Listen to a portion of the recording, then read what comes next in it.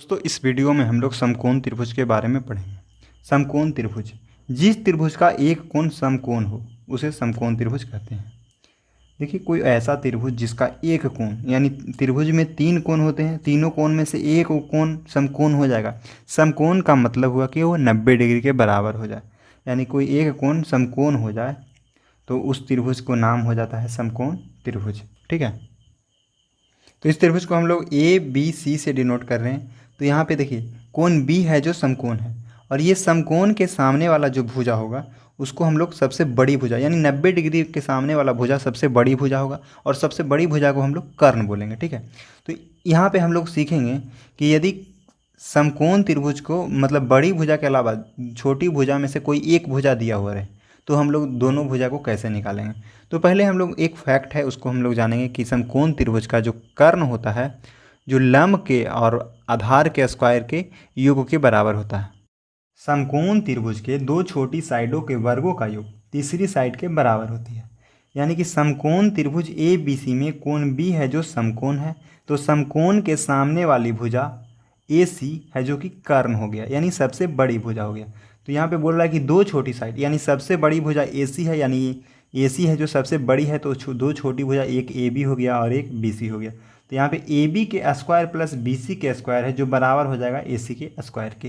यहाँ पे इस कोण को हम थीटा मानेंगे, तो थीटा के सामने वाला को लंब बोलेंगे, ये तो कर्ण हो ही गया, और इसको हम लोग आधार बोलते हैं। ठीक है, अर्थात समकोण त्रिभुज में कर्ण का वर्ग अन्य दो भुजाओं के वर्गों के योग के बराबर होता है। यानी कि कर्ण का स्क्वायर है जो बराबर होगा लंब के स्क्वायर प्लस आधार के स्क्वायर के।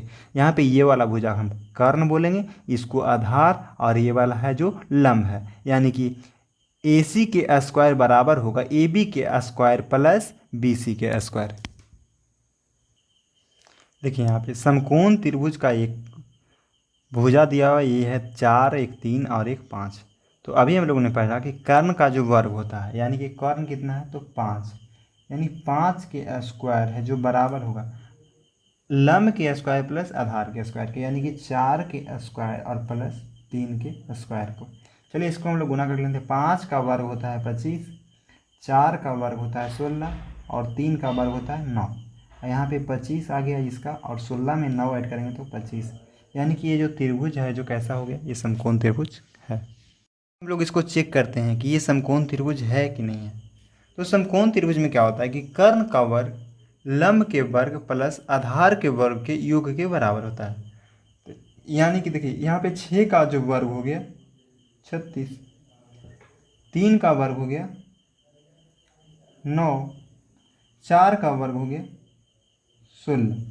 अब यहाँ पे देखिए दो, मतलब यहाँ पे देखिए कर्ण और कर्ण का जो वर्ग होगा जो लंब और आधार के वर्ग के योग के बराबर हो जाएगा। तो ये दोनों को जोड़ देंगे, 9 और 16 को जोड़ेंगे तो कितना आ जाता है 25। तो देखिए 25 और 36 बराबर है, नहीं है, तो यानी कि ये जो त्रिभुज होगा ये समकोण त्रिभुज नहीं बनेगा। तो कुछ त्रिप्लेट देखेंगे जो कि राइट एंगल ट्रायंगल फॉर्म करती है। तो देखिए यहाँ पे 3, 4, 5 ये है जो कि राइट एंगल ट्रायंगल फॉर्म करती है, क्योंकि 3 का वर्ग 9, 4 का वर्ग 16, 16 को 9 से जोड़ेंगे तो 25, और 5 का वर्ग 25 होता है, तो यानी कि राइट एंगल ट्रायंगल है। अब यहाँ पे हमको इसको देखना है कि 3, 4, 5, यदि 3, 4, 5 एक राइट एंगल ट्रायंगल बनाती है तो जो इसका मल्टीपल भी होगा ना, इसका जितना भी मल्टीपल होगा वो भी राइट एंगल ट्रायंगल बनाएगी। ठीक है, यानी कि अगला देखिए यहाँ पे इसका मल्टीपल, इसको 2 से गुना करेंगे तो 3 दूनी 6, इसको 2 से गुना करेंगे तो 4 दूनी 8, इसको 2 से गुना करेंगे तो 5 दूनी 10, यानी कि 6, 8, 10 भी एक राइट एंगल ट्रायंगल बनाएगी। आगे इसको देखिए, इसको 4 से गुना करेंगे तो 12, इसको 4 से गुना करेंगे तो 16, इसको 4 से गुना करेंगे तो 20, यानी कि 12, 16, 20 भी एक राइट एंगल ट्रायंगल बनाएगी। आगे देखिए इसको 10 से यदि गुना करते हैं तो 30, 4 10 से गुना करते हैं तो 40, 10 से गुना करें तो 50, यानी कि इसका जितना भी मल्टीपल होगा वो सभी राइट एंगल ट्रायंगल फॉर्म करेगी। इसी प्रकार से कुछ और है। तो देखिए यहाँ पे कुछ त्रिप्लेट की सारणी दिया गया है। 3, 4, 5 ये भी राइट एंगल ट्रायंगल फॉर्म करेगी। 5, 12, 13 ये भी समकोण त्रिभुज बनाएगी। 7, 24, 25 ये भी समकोण त्रिभुज बनाएगी।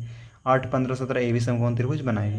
इसको आपको चेक करना है तो क्या कीजिए कि दो छोटी साइड है, यानी जो छोटा छोटा दो साइड है, दो भुजा, इसको स्क्वायर करके दोनों को ऐड कीजिए और बड़ा का स्क्वायर कीजिए, दोनों आपस में बराबर आ जाएगा।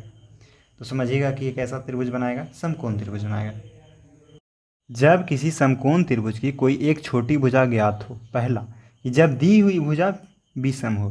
देखिए नंबर रहेगा तो या तो सम रहेगा या तो विषम, तो यहाँ पे पहला कंडीशन है कि जब दी हुई भुजा विषम हो। तो देखिए यहाँ पे ये त्रिभुज है, इस त्रिभुज का एक छोटी भुजा ज्ञात है, जिस छोटी भुजा को ए बोलेंगे और ए है जो एक विषम संख्या है, ठीक है।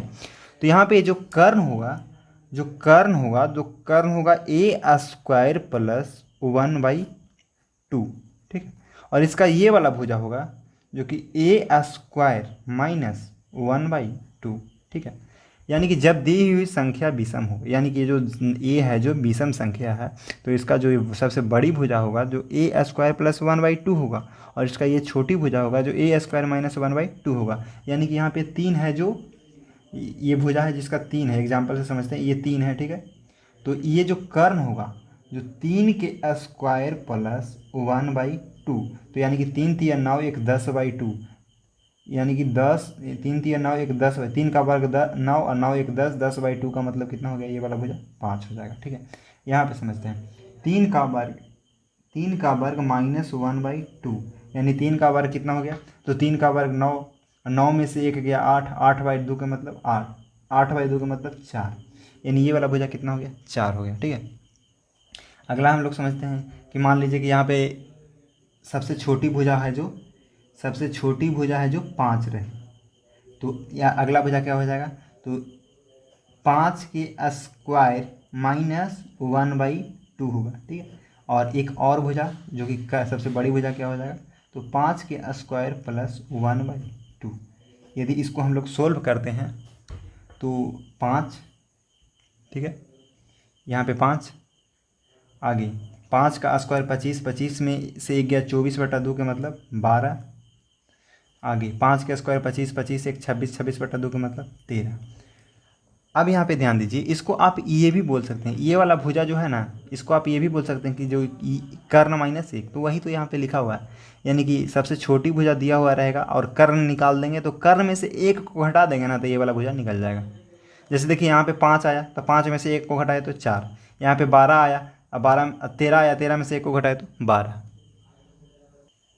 देखिए यहाँ पे सबसे छोटी भुजा को 7, यानी ये 7 है, और 7 क्या है, 7 एक विषम संख्या है, तो हमको ये वाला भुजा निकालना रहेगा, तो क्या करेंगे, तो 7 के स्क्वायर माइनस 1/2। फिर ये वाला भुजा यानी कर्ण निकालना रहेगा, तो क्या करेंगे, तो 7 के स्क्वायर प्लस 1/2। चलिए इसको सोल्व कर लेते हैं। 7 के स्क्वायर 49, 49 में से 1 गया 48/2 के मतलब 24, 7 के स्क्वायर 49, यानी 7 के स्क्वायर 49, 49 एक 50/2 का मतलब 25। देखिए 7, 24, 25 है जो एक राइट एंगल ट्रायंगल बनाएगी। देखिए आपको नहीं पता तो यहाँ पे देख लीजिए, 7 का स्क्वायर क्या होता है, 49, 24 के स्क्वायर 24 24 576, 25 के स्क्वायर 625। आपको पता है कि जो कर्ण का वर्ग होता है जो बराबर होता है लंब के वर्ग प्लस आधार के वर्ग के, तो ये दोनों को ऐड कीजिए, यहाँ पे दोनों को जोड़ते हैं तो आ जाएगा 625, यानी कि 625 और 625 बराबर है। यानी कि ये वाला फार्मूला से आप समकोण त्रिभुज का यदि एक भुजा दिया हुआ रहे छोटी भुजा, तो आप मतलब दो भुजाएं और एक कर्ण और एक और अदर जो भुजा होता है उसको आप निकाल सकते हैं।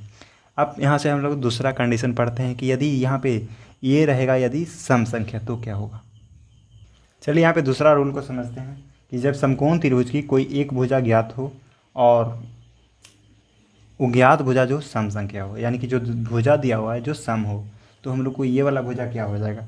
तो देखिए यदि ज्ञात भुजा सम रहे, तो यदि सम रहेगा तो इसमें ये वाला भुजा जो होगा ए स्क्वायर प्लस 4/4, और ये जो एक और छोटी भुजा होगा जो क्या होगा ए स्क्वायर माइनस 4/4।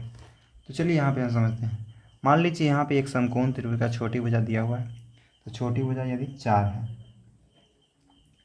तो ये वाला भुजा क्या हो जाएगा, तो पहले हम ये भुजा निकाल लेते हैं, तो इसको भी लिख लेते हैं कि ए स्क्वायर माइनस 4/4, और ये साइड यानी कर्ण वाला साइड जो होगा ए स्क्वायर प्लस 4/4। यहाँ पे ए का मान कितना है, तो ए हम लोग यहाँ पे 4 रख रहे हैं, तो यानी कि 4 के स्क्वायर माइनस 4/4, और ये वाला भुजा हो जाएगा 4 के स्क्वायर प्लस 4/4। तो यहाँ से निकालते हैं 4 का स्क्वायर 16, 16 में से 4 गया, 16 में से 4 गया 12, 12/4 का मतलब 3, 3 से 12 कट जाएगा। आगे 4 का स्क्वायर 16, 16 4 20 और 20/4 का मतलब 5, यानी कि 4 3 5, यानी ये वाला भुजा यदि यहाँ पे एक समकोण त्रिभुज बनाएं, ठीक है, और ये समकोण त्रिभुज का यदि ये वाला भुजा 4 रहेगा तो ये 3 हो जाएगा और ये वाला 5 हो जाएगा, जो कि समकोण त्रिभुज बनाता है यहाँ पे।